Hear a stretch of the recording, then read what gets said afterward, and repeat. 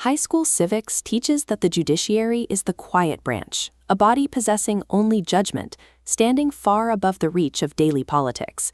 Chief Justice John Roberts gave that story its modern face in 2005. He raised his right hand and told the Senate that judges are like umpires. They're simply to call balls and strikes, no personal agenda, just a neutral reading of a fixed strike zone. But the current reality tells a different story. This chart tracks public confidence in the court over the last 2 decades, and the numbers have reached historic lows. Confirmations have become scorched earth wars, and the hardest cases often split along predictable ideological lines. This raises a difficult question. If the legal strike zone is truly fixed in the Constitution, why does the call seem to change based on the 9 people behind the plate? The standard textbook account omits the human element.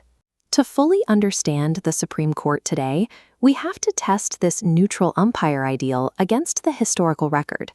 Article 3, the section of the Constitution establishing the judiciary, is strikingly brief. It creates one Supreme Court, but it is silent on judicial review, the authority to strike down laws passed by Congress.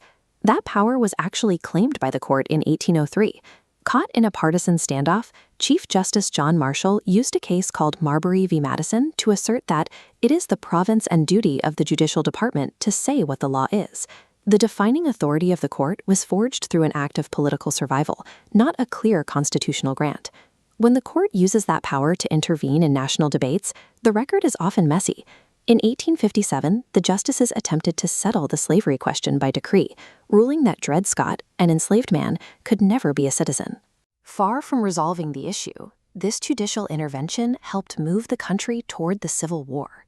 Decades later, during the Progressive Era, a pro-business court spent 40 years striking down child labor bans and minimum wage laws.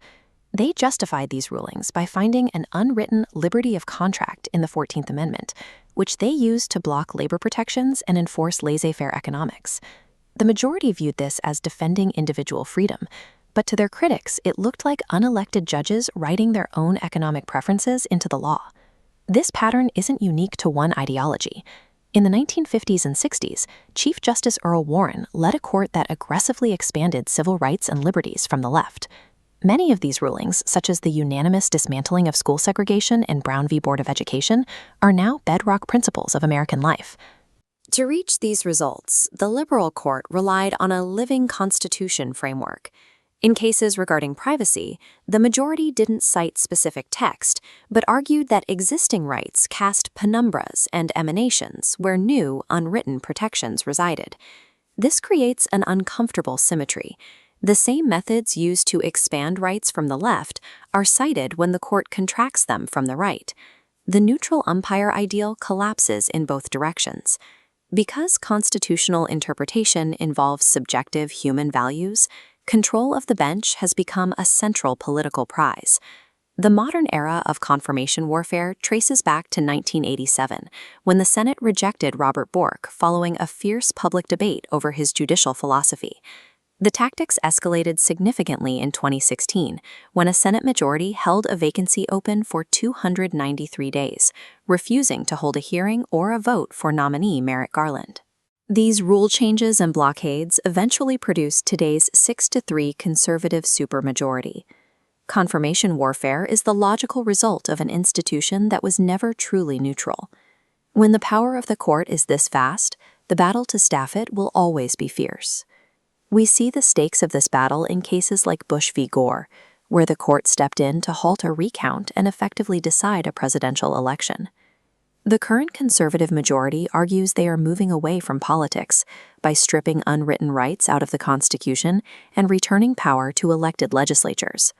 Navigating this tension requires moving past the standard civics myth. We should also avoid the cynicism that the court is merely a group of politicians in robes. The final takeaway is civic realism, the understanding that the Supreme Court is a human institution, staffed by people with worldviews. In a healthy democracy, engaging with the law critically and acknowledging the people behind it is a requirement for progress.